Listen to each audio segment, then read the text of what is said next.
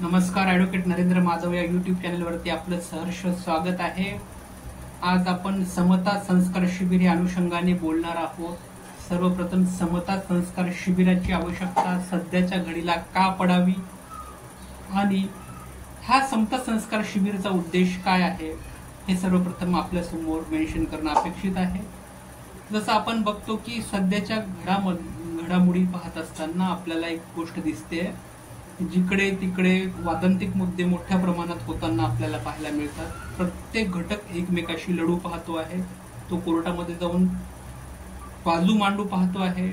Civil असो criminal असो, प्रत्येकाला भांडायचं या ठिकाणी पडलेलं आहे। मग ते कौटुंबिक वाद असू द्यात, त्यापासून कामगार कायद्याच्या अंतर्गत कामगारांचे वाद असू द्यात किंवा सहकार कायद्यातले वाद असू द्यात, सगळ्या घडामोडीमध्ये वादांतिक मुद्दे मोठ्या प्रमाणामध्ये होत आहेत। आणि हे वादांतिक मुद्दे जर आपल्याला टाळायचं असेल तर आपल्याला प्री लिटिगेशनच्या आधी एक तर मीडिएशनचा रोल प्ले करावा लागेल, मध्यस्थीची तुम्हाला काहीतरी भूमिका त्या ठिकाणी घ्यावी लागेल, किंवा एक सामाजिक स्थित्यंतराचा अभ्यास करून कुठेतरी आपल्याला माध्यमामध्ये हे रुजवावं लागेल की ह्या क्राईम रेट कमी करायचा असेल, कुठेतरी गुन्ह्याची व्याप्ती आपल्याला कमी करायची असेल, तर मग संस्काराचं महत्व आपल्याला विशद करायचं असेल तर तोच मुद्दा घेऊन आम्ही समता संस्कार शिबिर ही एक संकल्पना राबवत आहोत। ऑनलाईन पद्धतीने आणि बऱ्याच ठिकाणी ऑफलाईन पद्धतीने सुद्धा आम्ही समतेचे विचार संस्काराच्या रूपाने जनमानसाच्या मनामध्ये पेरावेत ही अपेक्षा घेऊन आम्ही ही संकल्पना आपल्या समोर आणलेली आहे।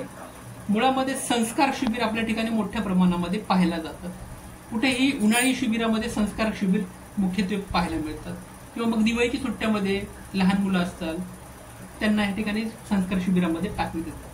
पण ते जे संस्कार शिबिरामध्ये ते मूल त्या ठिकाणी जातं ते फक्त 15 दिवस 10 दिवस ठराविक काळापर्यंत त्या संस्काराच्या माध्यमातून ते त्या ठिकाणी काम करत असतं। तिथून नंतर तो मूल, तो लहान बाळ शालेय जीवनामध्ये ज्या वेळेला जात असतो त्यावेळेला ती उन्हाळी किंवा दिवाळी सुट्ट्यातले शिबिर तो तिथेच विसरून जातो आणि मनामध्ये मग रोजचा अभ्यास, ग्रहपाठ या सगळ्या गोष्टींमध्ये तो गुंतलेला असतो।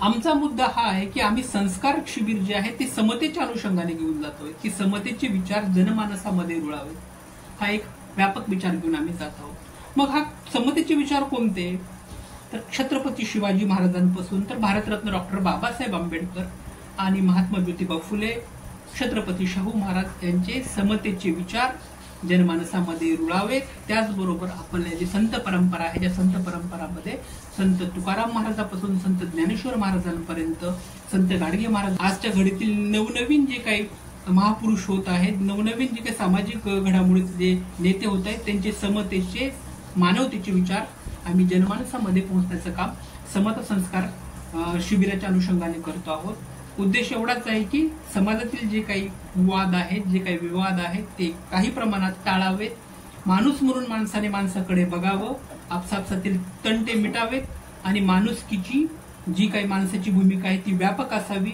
शेवटी माणुसकीचाच विजय व्हावा, हाच एक मोठा विषय घेऊन आम्ही येतो आहोत। त्यामागच्या आमची भूमिका हीच आहे की समतेचे विचार जनमानसापर्यंत गेले पाहिजेत आणि ते संस्कार रूपे गेले पाहिजेत। कुणाचा वाद करून, कुणाचा द्वेष करून समाजामध्ये कुठलीच विचार प्रणाली रुजत नाही। ती रुजवायची असेल तर ती प्रेमाच्या रूपानेच रुजवली जाते। म्हणूनच हे समतेचे विचार संस्काराच्या रूपाने आम्ही समता संस्कार शिबिरामध्ये घेत आहोत। भारत देशाचे महान नागरिक असण्याच्या नात्याने तुमचं सुद्धा यामध्ये कर्तव्य आहे, दायित्व आहे की तुम्ही हा जनमानसाच्या चळवळीमध्ये सहभागी व्हावा, हा हेतू घेतो। चॅनलला आवडत असेल तर नक्की लाईक करा, सबस्क्राईब करा, कारण चांगल्या कामाला लाईक केलं आणि सबस्क्राईब केल्यानं आपल्यामधील माणुसकी वाढतच असते आणि ती माणुसकी तुम्ही नक्की वाढवाल ही अपेक्षा घेतो। धन्यवाद।